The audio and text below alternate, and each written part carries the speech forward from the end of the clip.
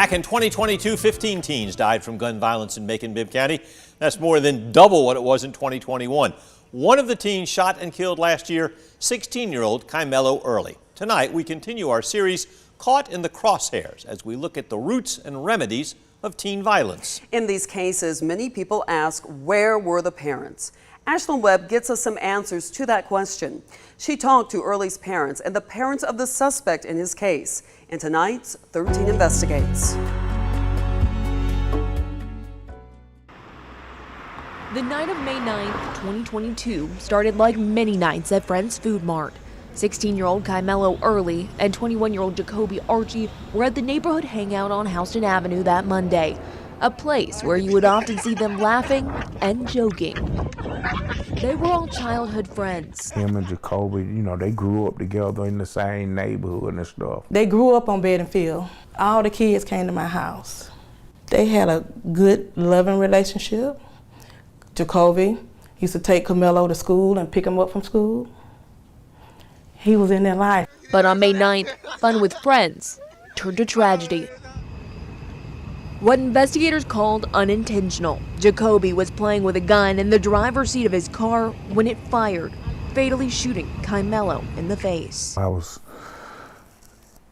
at the house watching television and I got a phone call saying my son had been shot. And I was hysterical when I heard that, like I really couldn't get myself together. At that moment, what was going through your mind? Everything. I can't question God on why this happened, but I wish it could have been prevented.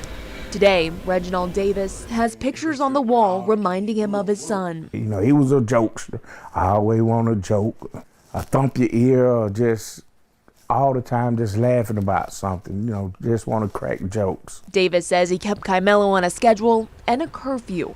But about 8 months before the shooting, his son moved out of their home in Lizella to his mother's home on Houston Avenue. He just, like I said, wanted to get back to that side of town because he had more freedom. Davis says he talked to his son about hanging with the right crowd and staying away from guns. I have never seen him with the gun, I've heard about it, but then I asked him, he's like, no daddy, what child gonna tell you that they was around a gun? Ja'Kobe's mom, Valerie Moore, says she had the same talks even after he left the house. Moore says if her son didn't have a gun that night, Kymelo would be alive and her son would be free. She said she found out about 3 weeks before the shooting that her son was carrying a gun. And he told me, Mom, it's so much going on. He said, so much going on. And this is why I have a gun. And it hurted me because I didn't want him to have a gun. Because with God, with prayer, if you have God on your side, you have faith in God, you don't need a gun. You don't need a gun. It wasn't just Ja'Kobe here with a gun that night. Several young men and boys were allegedly armed outside of this store. Several people told us there was a shootout after Ja'Kobe fatally shot Kymelo. In cases like this one involving kids and gun violence, people often ask, where are the parents? Where are the parents? When your child leaves home, you can't be every place your child go.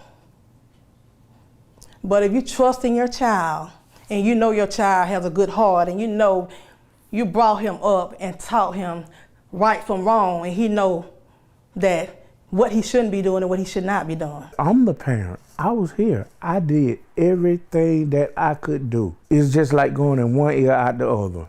You can sit here and talk to them till you turn blue in the face. And at the end of the day, once you're gone, you get through talking, they go do what they want to do. But Davis says if he had one more chance to speak with Kymelo, he would do one thing different. Where I feel at, I let the pressure off of him, where I could have just kept pressure on him. Reporting in Macon, Ashlyn Webb, 13 WMAZ News. 9 months after the shooting, Ja'Kobe Archie still sits in the Bibb County Jail. He's charged with involuntary manslaughter and reckless conduct.